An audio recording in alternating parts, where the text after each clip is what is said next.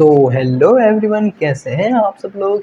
आशा करता हूँ आप सब बढ़िया होंगे। मेरा नाम है दीपांशु पाल और आप देख रहे हैं हमारा यूट्यूब चैनल। तो मैं इस प्यारे से यूट्यूब चैनल में आपका स्वागत करता हूँ और आज हम पढ़ेंगे प्रोकैरियोटिक यूकैरियोटिक में difference between and plant cells और एनिमल सेल में क्या क्या डिफरेंसेस होते हैं, है ना। और भी बहुत कुछ हम आज के लेक्चर में पढ़ेंगे। तो चलिए शुरू करते हैं। तो आइए दोस्तों, चलिए शुरू करते हैं। तो देखिए, हेडिंग डालते हैं डीलिमिटिंग लेयर। डीलिमिटिंग लेयर, अब डीलिमिटिंग लेयर क्या होता है। डीलिमिटिंग लेयर्स में देखिए, डीलिमिटिंग लेयर हम आउटर लेयर ऑफ सेल को कहते हैं। आउटर लेयर ऑफ सेल मतलब जो सबसे बाहरी लेयर होगी सेल की, उसे ही हम डीलिमिटिंग लेयर बोलेंगे। तो भैया प्लांट में डीलिमिटिंग लेयर क्या होगा और एनिमल में डीलिमिटिंग लेयर, दोनों में अलग अलग है। प्लांट में जो डीलिमिटिंग लेयर है वो है सेल वॉल, और एनिमल में जो डीलिमिटिंग लेयर है वो है सेल मेम्ब्रेन। तो डीलिमिटिंग लेयर किसे बोलते हैं, आउटर लेयर ऑफ सेल। इसमें एग्जांपल ह्यूमन चीक्स है और इसमें एग्जांपल ओनियन पिल। अब आगे के टॉपिक पे बढ़ते हैं। तो आइए दोस्तों, अगला टॉपिक है difference between plant cell and animal cell. तो देखिए, प्लांट सेल और एनिमल सेल में क्या क्या डिफरेंस है। अभी हमने देखा प्लांट सेल की outer most layer delimiting layer cell wall थी। तो इसमें सेल वॉल क्या होता है, प्रेजेंट होता है, और एनिमल सेल में सेल वॉल प्रेजेंट नहीं होता, यानी अब्सेंट होता है। इसमें प्लांट सेल में सेंट्रल वैक्यूल प्रेजेंट होता है। वैक्यूल दोनों में प्रेजेंट होता है, बट इसमें सेंट्रल वैक्यूल प्रेजेंट होता है, और इसमें सेंटर पे वैक्यूल नहीं होता। इसमें पेरिफ्री मतलब साइड में होता है वैक्यूल, ठीक है ना। तो इसमें सेंटर पे होता है, इसमें सेंटर पे नहीं होता है, ये डिफरेंस है। बोर्ड में सवाल आ सकता है 4 नंबर का, 3 नंबर का, 2 नंबर का भी आ सकता है। क्लोरोप्लास्ट प्लास्टिड प्रेजेंट होता है इसमें।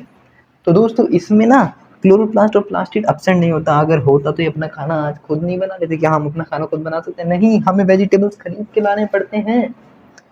सेंट्रोसोम सेंट्रियोल एब्सेंट होता है। देखो इसमें एब्सेंट है ये, क्योंकि ये प्लांट सेल में प्रेजेंट नहीं होता और ये प्रेजेंट है। तो अब बढ़ते हैं हम अपने अगले टॉपिक की तरफ। तो चलिए शुरू करते हैं। तो आइए दोस्तों, चलिए शुरू करते हैं। अगला टॉपिक है हमारा ओवरव्यू ऑफ सेल। अब हम एक सेल का स्ट्रक्चर मैंने ड्रॉ कर लिया है ऑलरेडी, आपको भी ये ड्रॉ करना ही है। बायो वाले भाई देखो डायग्राम ड्रॉ करने ही होंगे। अब डायग्राम आ चुके हैं, देखिए असली वाले तगड़े वाले डायग्राम आ चुके हैं। तो मैं इस डायग्राम में आपको बताऊंगा कि सेल के अंदर क्या क्या होता है, क्या क्या नहीं, और आप मुझे कमेंट करके जरूर बताइएगा ये कौन सा सेल है। क्योंकि अभी मैंने प्लांट सेल और एनिमल सेल में वो बताया था आपको, क्या कहते हैं, डिफरेंस। तो उस डिफरेंस से आप मुझे बताइएगा कि ये कौन सा सेल है। ठीक, कमेंट बॉक्स में सब बताएंगे, ठीक है। चलिए देखिए हम तो सबसे, अरे एक सेकेंड, यस अब ठीक है, बिल्कुल ठीक है। देखिए सबसे बाहर की जो लेयर आपको दिख रही है, सबसे बाहर की जो लेयर दिख रही है, सबसे बाहर की जो लेयर दिख रही है वो है सेल वॉल। और सेल वॉल क्या होती है, रिजिड होती है भैया, रिजिड। ये शेप देने का भी काम करती है, मतलब ठोस कठोर होती है। इसको कोई भी ऐसे जल्दी से मार नहीं सकता, डैमेज नहीं कर सकता, ठीक है ना। और उससे अंदर की जो लेयर दिख रही है, उससे अंदर की जो लेयर दिख रही है वो है आपकी सेल मेम्ब्रेन, जिसे हम प्लाज्मा मेम्ब्रेन भी बोलते हैं या प्लाज्मा लेमा भी बोलते हैं इसको। अब ये अंदर ये क्या क्या मालपुआ है, देखो अंदर जो है ये साइटोप्लाज्म है। साइटोप्लाज्म जो कि इसको क्या बोलते हैं, सेमी फ्लूइड रीजन। भैया सेमी फ्लूइड रीजन क्या होता है, देखो सेमी फ्लूइड रीजन कुछ नहीं होता। ऐसा मान लो आधा लिक्विड और लिक्विड में कुछ सामान तैर रहा है, ये मान लो आलू की सब्जी, पानी वाला आलू की सब्जी होती है, उसमें क्या होता है, लिक्विड भी होता है और आलू का सॉलिड मटेरियल भी होता है जो उसमें तैर रहा होता है। तो वैसे इसमें सॉलिड मटेरियल क्या होते हैं, mitochondria, endoplasmic reticulum, Golgi bodies, lysosomes etcetera, ये सब इसके अंदर मौजूद होंगे जो कि ऐसे तैर रहे होंगे। हो गई तेरी बल्ले बल्ले हो जाएंगी बल्ले बल्ले, ऐसे तैर रहे होंगे, मजाक कर रहा हूँ। तो ये सेमी फ्लूइड रीजन है और ये यूनिवर्सल इन ऑल सेल। आप कोई भी सेल बनाओ, मैं कह रहा हूँ कि आप अपनी कॉपी लो और पेन उठाओ, और सबसे सिंपल सेल बनाओ, मतलब पेन उठा के, बिना पेन उठाए एक बार में जो भी बन सकता है बनाओ, मतलब एक बार में सेल बना के दिखाओ बिना पेन उठाए। तो सबसे सिंपल जो सेल बनेगी, सबसे सिंपल से भी सिंपल, तो ऐसे बनेगी। अब इस सेल में आपने दो चीज बना ली मेरे दोस्तों। क्या भैया? पहला तो ये है सेल मेम्ब्रेन बना ली है, दूसरा बना लिया आपने साइटोप्लाज्म। तो इसलिए साइटोप्लाज्म को यूनिवर्सल बोला गया कि हर सेल में मौजूद होगा, चाहे वो प्लांट सेल हो चाहे वो एनिमल सेल हो, और सेल मेम्ब्रेन भी चाहे वो प्लांट सेल हो चाहे वो एनिमल सेल हो, दोनों में मौजूद होगा। ठीक है, उसको तो मैं रफ कर देता हूँ, ये समझाने के लिए था। तो इसलिए क्या है, ये यूनिवर्सल है। क्या है ये? यूनिवर्सल है। ठीक है, आइए अब नेक्स्ट पॉइंट देखते हैं। Occur volume of occupy volume of the cell, मतलब देखिए ऑक्यूपाई कर रहा है वॉल्यूम ऑफ सेल, ये हर जगह मौजूद है। आप देख सकते हैं पूरे सेल में मौजूद है occupy volume of this cell. तो इसने मैक्सिमम एरिया कवर कर रखा है। Main site of cellular activity, भैया यही वो है जो मेन साइट है जहाँ पे सेलुलर एक्टिविटीज होती हैं, यही सेलुलर एक्टिविटीज करता है, मतलब मेटाबॉलिक रिएक्शंस करेगा, जिसके कारण हम लिविंग स्टेट, मतलब हम जीवित रह पाएंगे। अगर ये मेटाबॉलिक रिएक्शन नहीं करेगा तो हम डेड हो जाएंगे, ये मेटाबॉलिक रिएक्शन करेगा तो हम लिविंग स्टेट में रहेंगे। समझ गए दोस्तों? अब आगे आते भैया, ये क्या बनाया आपने? क्या है ये देखिए, ये है न्यूक्लियस। ये क्या है? न्यूक्लियस। क्या है दोस्तों? ये nucleus. Dense also called as the brain of cell, इसे ब्रेन ऑफ सेल भी बोलते हैं, मतलब दिमाग बोलते हैं सेल का इसे, क्योंकि यही सब कामें करता है। इसी के अंदर आपको, और ये जो गैप दिख रहे हैं ना, ये गैप को बोलते हैं न्यूक्लियर पोर। क्या बोलते हैं दोस्तों? Nuclear pore. ध्यान से देख लीजिए, न्यूक्लियर पोर बोलते हैं। और ये क्या है? ये है क्रोमोजोम। ये क्रोमोजोम है जिसमें ह्यूमन चीक सेल, जैसे मैंने एग्जांपल ले लिया ह्यूमन चीक सेल, जिसमें 46 क्रोमोजोम प्रेजेंट होते हैं। तो दोस्तों अब हम बढ़ते हैं अपने आगे अगले टॉपिक की तरफ, जिसमें हम क्या पढ़ते हैं कि जो शेल की शेप साइज अलग अलग डिफरेंट वेरी करती है, एंड उनके फंक्शंस क्या क्या होते हैं। तो हम अगले टॉपिक की तरफ बढ़ते हैं। तो चलिए चलते हैं अगले टॉपिक की तरफ। तो देखिए दोस्तों, अब हम पढ़ेंगे टाइप्स ऑफ ऑर्गेनिज्म। हाँ, वो लेंथ और शेप साइज वाला वो हम कल पढ़ेंगे, आज ये पढ़ते हैं क्योंकि ये छूट जाता नहीं। तो types of organisms, types of organism.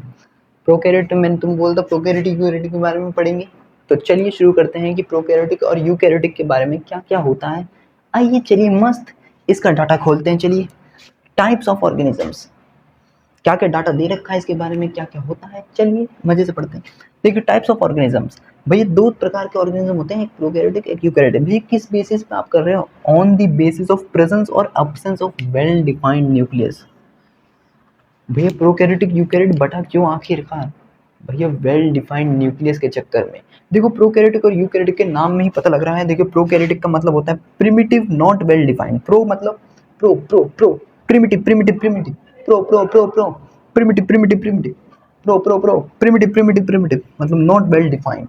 Primitive का मतलब है पुराना, पुराना मतलब नॉट वेल डिफाइंड, है ना? पुराना मतलब नॉट वेल डिफाइंड। तुम्हारे पूर्वजों के बारे में कोई वेल डिफाइंड है? नहीं ना भैया, क्या पता कौन थे, है ना? बस दादाजी तक का पता है। और कैरियोटिक मतलब न्यूक्लियस, कैरियोटिक मतलब nucleus. Eukaryotic true true true true, जो तुमने सच्ची में देखा है। Eukaryotic true true true true, जो तुमने सच्ची में देखा है। तुमने अपने दादाजी देखे हैं, है ना, पापा जी, ये सब तो ट्रू ट्रू ट्रू। अब भैया कोई बोले मैंने पर दादाजी देख रखे हैं, दैट इज नॉट पॉसिबल यार, है ना? तो वो प्रिमिटिव में आ गया, पुराना है वो, पुराना नॉट वेल डिफाइंड, उसके बारे में किसी को पास ज्यादा पता नहीं है, जिक्र नहीं है भैया। But eukaryotic true well defined, इनको पता है कि ये इसके पिताजी हैं, ये इसके दादाजी हैं, इनके बारे में लोग जानते हैं, गांव में जाओगे अरे ये तो उनका लड़का है। तो eukaryotic true well defined, karyotic nucleus और सेल, है ना? तो यू से मतलब true true true true, well defined well defined well defined, जिनके बारे में बताया गया है, वेल डिफाइंड। गांव में तुम्हारे पिताजी को भी जानते होंगे लोग, तुम्हारे दादाजी को भी जानते होंगे, है ना? जानते होंगे और बोलते भी होंगे ये तो उनका पोता है या उनका बेटा है। तो वैसे न्यूक्लियर मेम्ब्रेन इसमें अब्सेंट होती है, इसमें न्यूक्लियर मेम्ब्रेन प्रेजेंट होती है दोस्तों। इसमें वेल डिफाइंड न्यूक्लियस मैंने भी बताया अब्सेंट होता है, भैया किसी को नहीं पता क्या है। वेल डिफाइंड न्यूक्लियस में प्रेजेंट होता है दोस्तों। मेम्ब्रेन बाउंड ऑर्गेनेल इसमें अब्सेंट होती है, इसमें मेम्ब्रेन बाउंड ऑर्गेनेल प्रेजेंट होती है। अब आ जाते हैं राइबोसोम्स पे। राइबोसोम्स, भैया ribosomes non membrane bound organelle है भैया, इसमें मेम्ब्रेन बाउंड ऑर्गेनेल पाई नहीं जाती है प्रोकैरियोटिक में, but ribosomes non membrane bound organelle है, बट वो फाउंड इन ऑल सेल। वो प्रोकैरियोटिक में भी मिलेगा, यूकैरियोटिक में भी मिलेगा, ये दोनों में मिलेगा। राइबोसोम्स दोनों में मिलेंगे, दोनों में, प्रोकैरियोटिक में, यूकैरियोटिक में। प्रोकैरियोटिक में 70S मिलता है, जिसकी स्मॉलेस्ट सब यूनिट 30S होती है और लार्जेस्ट सब यूनिट 50S होती है। यूकैरियोटिक राइबोसोम्स में 80S होता है, जिसमें स्मॉलेस्ट सब यूनिट 40S होती है और लार्जेस्ट सब यूनिट 60S होती है। बट माइटोकॉन्ड्रिया एंड क्लोरोप्लास्ट में 70S मिलता है। तो ये थोड़ा डाटा था, इसमें समझने वाला जो था वो मैंने बता दिया है ना। ये बेटा आपको याद ही करनी पड़ेंगी दोस्तों मेरे, ये आपको याद ही करने पड़ेंगे। ये तो ज़्यादा नहीं है, देखो ऑड आ रहा है, 7 मतलब ऑड नंबर है, ऑड नंबर तो ऑड ही होंगे, 3 और 5, 3 और 5, 3 और 5। अब देखिए इसमें एक का गैप है, बस आप शुरू की गिनती याद रखिए, 3, चौथा छोड़ के 5वां। अब 80S सब यूनिट में क्या है, चौथा और छठा, इसमें इवन है, ये भी इवन है। आपको बस बीच का 5 छोड़ना है, बाकी 8 और 4 और 6, 4 और 6 और 4 और 6।